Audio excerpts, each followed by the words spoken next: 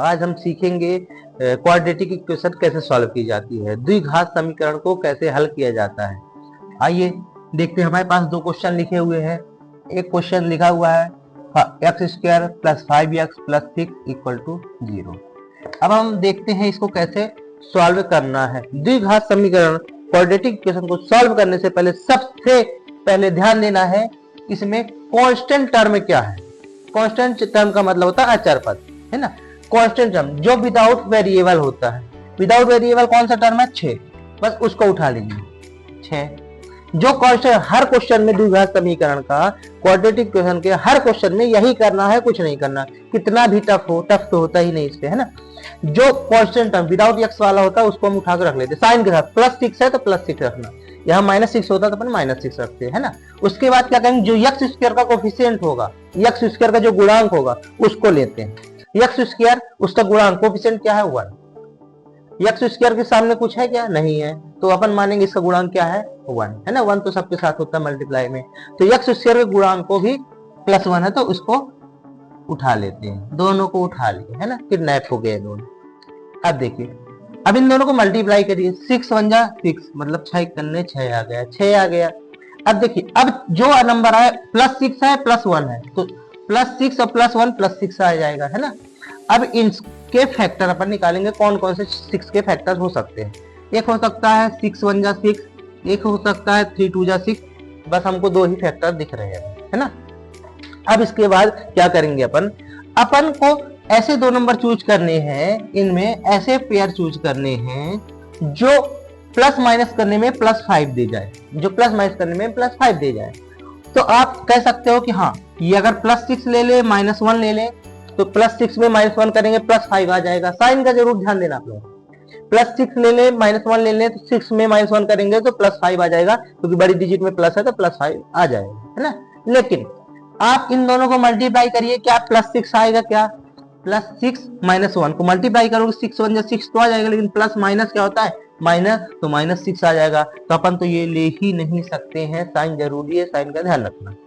अब इन दोनों में क्या 5 इससे बन सकता है? हाँ, जब दोनों को प्लस कर दिया जाए तब बन सकता है +5। दोनों को माइनस करेंगे तो -5 बनेगा, लेकिन अपने को +5 चाहिए, तो दोनों को प्लस कर दिए, दोनों को +3 और +2 कर दिए तो +5 अपने को मिल जाएगा। इन दोनों को मल्टीप्लाई के +3 और +2 को मल्टीप्लाई कीजिए, 3 2 जा 6 और प्लस प्लस प्लस होता है तो अपने को +6 मिल जाएगा। मतलब हमको पेयर मिल गया है कि इसको जो तोड़ना है हमेशा ये जो x वाला टर्म होगा उसको तोड़ना है अपने को, है ना। तो x² प्लस 5 को किस फॉर्म में तोड़ सकते हैं अपन? 3 और 2 के। तो अपन लिख सकते हैं 5x को 3x plus 2x plus 6 equal 0। बस, और कुछ नहीं करना। अब इसके बाद ध्यान देना, ये जो दो टर्म है इसमें से कॉमन देखना अपने को। कॉमन क्या था? इसमें भी x है, इसमें भी x है, x बाहर आप ले लीजिए। बचे क्या? x² में x बाहर आ गया, x बचा, प्लस 3x में x बाहर आ गया तो 3 बचा, और कुछ नहीं बचा। इसके बाद आपको करना क्या? इसके बाद जो भी साइन है वो रखना है। यहाँ प्लस है तो प्लस रखना है, माइनस है तो माइनस रखना है, जो है वही रखना है। और जो टर्म यहाँ पे, जो फैक्टर यहाँ पे है, यहाँ पे भी उसी को आप लिख दीजिए। कहां से आया मैं बताता हूं, है ना। जो आया उसी को आप, ये सिंपल तरीका बता रहा हूं, है ना। अब मैं आप बोलता इससे भी कॉमन लीजिए तो आप 6 से 3 ढूंढ पाते या ना पाते, है ना। इसलिए मैं बोला जो यहाँ पे लिखा वही आप लिख दीजिए। अब देखिए, यहाँ पे बचा हुआ x, लेकिन यहाँ पे 2x था, तो क्या निकला होगा? 2x में से क्या निकल गया कि x बचा। हमको पता 2x में से 2 हटा दिए हैं तब हमको x बचा है। तो 2x में मतलब अब इन दोनों में जो है 2 कॉमन आया होगा, तब 2x से 2 बाहर आया तो x बचा। 6 में क्या होता है? 2 × 3, मतलब 2 भी होता है 3 भी होता है, तो 2 बाहर ले लिए तो बचा 3। तो हमको इसके, अब देखिए इन दोनों में x + 3 फिर कॉमन आ रहा है तो उसको फिर वापस बाहर ले लीजिए।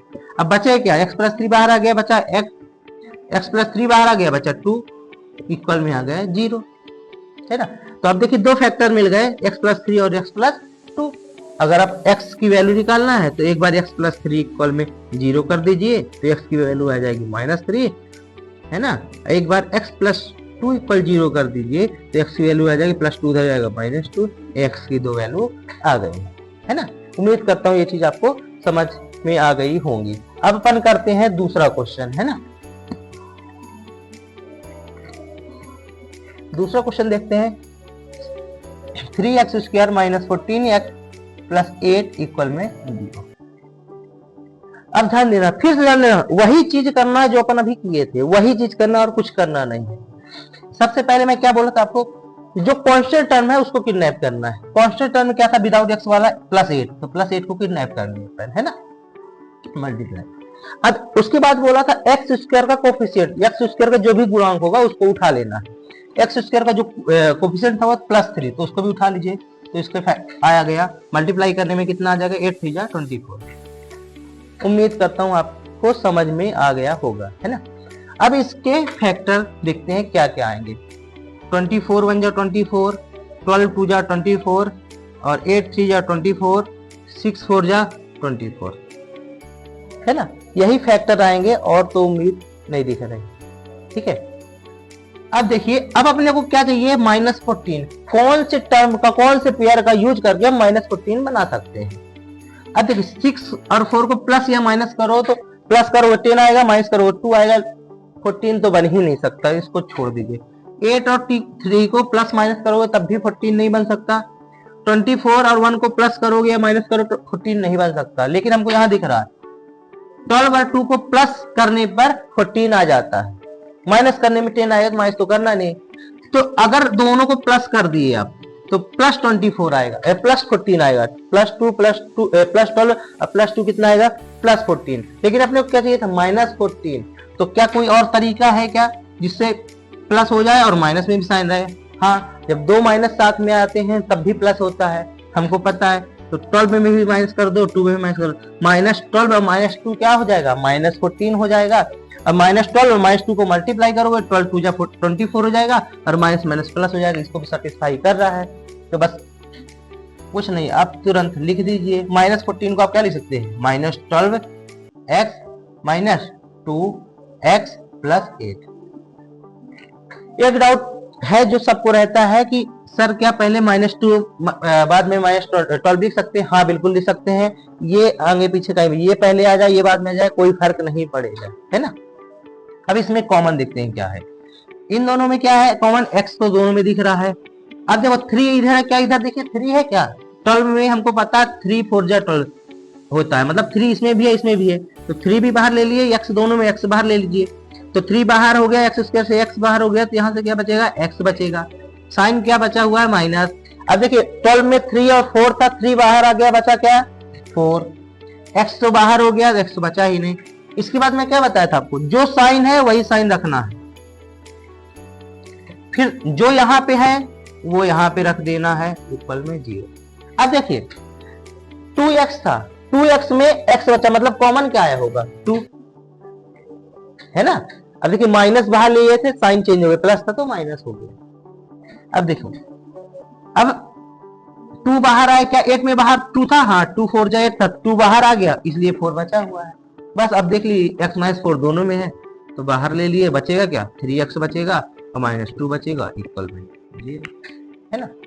अब देखिए अगर x की वैल्यू निकालना है तो एक बार x - 4 इक्वल 0 कर दीजिए, तो x की वैल्यू आ जाएगी +4, -4 उससे आ जाएगा +4।